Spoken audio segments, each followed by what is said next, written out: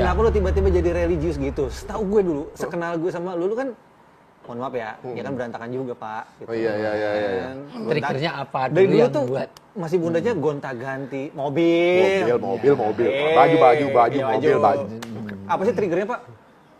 Nggak, sebenarnya kalau ngomongin berantakan, sekarang juga masih berantakan sebenarnya. Orang kalau kebanyakan ngelihat orang kayak kalau misalnya udah lagi mulai ngaji kayak gimana gitu kan. Malah sama-sama aja kita, cuma mungkin mindsetnya aja yang berubah gitu. Nah kemudian pada satu momen di mana kita kan kayak ke minimarket ya. Kalau kita banyak ngambil, pas keluar di kasir banyak kita tanyain. Hidup juga kayak gitu juga gitu. Banyak kita ngambil buat kita pakai sehari, kita kan dihisap juga ditanya kan. Ambil apa aja, ngapain aja segala macam kan. Nah di momen itu kemudian mikir, supaya saya nggak banyak jawab pertanyaan Allah, saya nyibukin aktiviti hidup saya di jalan Allah. Gitu maksudnya. Ketika ditanya nanti, ya udah saya hikmatin semua rezeki saya, kerjaan saya, hidup saya di sini kok ngerjainnya Allah. Jadi nggak perlu banyak-banyak Di interview. Di interview insya Allah nantinya gitu. Walaupun juga bukan berarti yang saya jalanin ini tentu masih banyak salahnya Ustadz, masih perlu banyak belajar lagi, mungkin banyak niat-niat yang salah gitu Ustadz. Tapi lebih duluan dirimu apa istrimu? Dulu awalnya saya Ustadz. Awalnya sejak ketemu sama teman-teman pengusaha itu gitu. Nah uniknya waktu udah mulai belajar dengan usaha dengan akad-akad syariah, itu bisnis saya turun Ustadz. Bisnis turun. Gimana pas dengan akad-akad syariah di awal nih. Bisnis drop. Jadi klien gue sebenarnya dari awal dulu kebanyakan yang akadnya abu-abu emang. Iya. Jadi bisnis drop mendekati ke nol. Jadi kita lagi mengurangi syuting, pendapatan di kantor, ya melandas dulu. Asli melandas banget gitu. Berarti Mbak Fenita waktu itu berhijab bukan karena disuruh? Enggak, sendiri dia.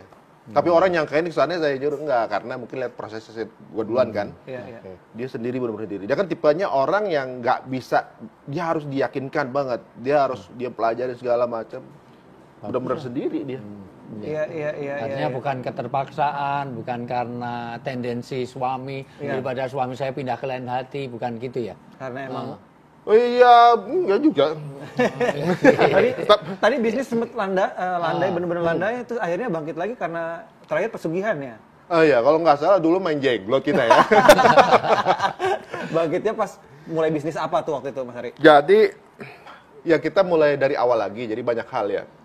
Jadi beberapa site yang kita jalanin. Di awal kita mulai dagang. Pasti dari awal nih kita boleh jadi pedagang lah gitu ya. Dagang apa? Ya jualan baju gitu, jualan kopi lah misalnya gitu. Kalau di kantor, di event, yang event pertama setelah kita belajar itu Hijrah Fest. Tapi ada move up-nya dong, ada bangkit. Iya, alhamdulillah. Momentum baliknya ada lagi. Waduh, jadi itu sebenarnya kayak kita tuh, tapi ini ya Ustadz ya, momen itu kan momen yang gimana gitu ya, diuji gitu. Pada saat istri kemudian juga mulai begitu juga diuji juga, itu tuh momen yang bikin kita jadi tambah erat, tambah mesra di situ justru. Ada di momen waktu itu dia kan syuting satu acara tuh setiap hari Ustadz. Setiap intinya di keluarga kita kayak kita keluar rumah, hari itu harus ada seolah-olah transferan masuk. Seolah gitu, walaupun mungkin nggak di saat yang tepat. Ini acara gosip nih. Setiap keluar rumah, acara gosip bukan berarti ada duit masuk. Nah, salah satunya itu kan. Nah, dia resign dari perusahaan, dari kerjaan itu gitu. Kemudian ketika dia keluar, kan berarti di rumah nggak ngapa-ngapain. Saya sendiri pun lagi struggling saat itu. Nah kemudian dia tanya ke saya kan, Pi, terus kita ngapain gitu ya? Oh ada momen saat waktu itu kita di tahun 2012 sampai 2018 itu keluarga kita lagi sering banget iklan Ustaz. Bisa waktu dalam setahun tuh bisa 4, bisa 5, bisa 3. Keluarga iklan dulu, Keluarga iklan dulu kan. Nah di momen dia pakai hijab, ada 2 iklan yang ingin memperpanjang kontraknya, tapi dengan syarat nggak boleh berhijab. Nggak boleh berhijab. Nah, enak tuh. Kan tinggal teken.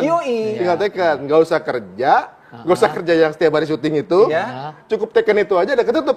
Maunya kan begitu kan? Udah yang itu dilepas, ini ada 2 lagi yang tinggal teken. Bagaimana nih Pi? Gitu kan? Tapi aku harus nggak pakai hijab, apa nanti aja habis kontraknya selesai. Itu berat. Waktu itu kan ya manusiawi ya. Betul. Kamu udah siap belum? Ya aku sih kepengen, ya udah kepengen sih, udah. Tapi ini begini gimana nih gitu. ya udahlah, Mi, ntar diganti yang lebih bagus gitu kan. Iya.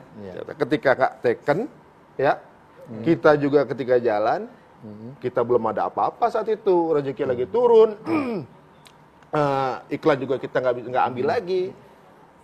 Terus di rumah aja dianya, dia juga lihat saya lagi pontang-panting cari rezeki lain gitu, usaha ini, usaha itu segala macam gitu.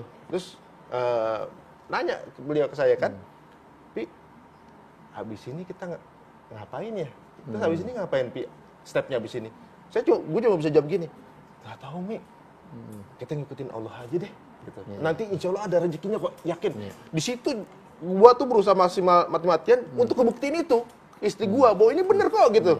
Biar jangan sampai istri saya putus. Bimbang, jangan saya bimbang. Bener kok, ini bener kok. Jadi semua gitu bagaimana, walaupun ada masalah lagi susah juga kan di kantor karena kliennya udah beda lagi kan. Dari awal lagi gitu.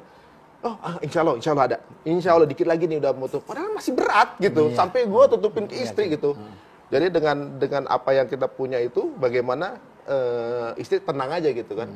Tapi alhamdulillah di tahun itu mulai ada grafis-grafis naik dari bisnis kita, alhamdulillah. Kemudian ya saya ceritain ini waktu itu ketika dia launching produknya dia. Jadi dulu kan dia kepengen punya clothing, pengen punya ini apa namanya? Perawatan gitu. Dulu kan dia pernah rambut terbaik ya dulu. Di predikat rambut terbaik dulu zamannya presenter dulu kan, rambut pendek. Tiba-tiba ada seorang laki-laki datang, kamu berhijab ya? Kan gitu. Jadi berarti dia punya mimpi, ini siapa tiba-tiba ngancur mimpi gua gitu waktu zaman gua minta berhijab kan. Gitu. Nah, ketika justru pada saat dia berhijab, justru dia punya produk itu gitu. Terus kan lagi launching nih, yang kamu kepengen, ini kita lagi launching.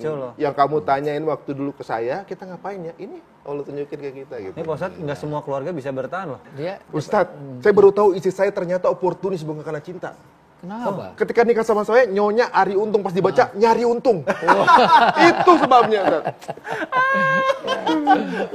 Sisanya istrinya dipanggil Buntung. Aduh, nyari untung. Iya juga ya. Nyari untung. Banyak sharing soal hijrah gitu ya.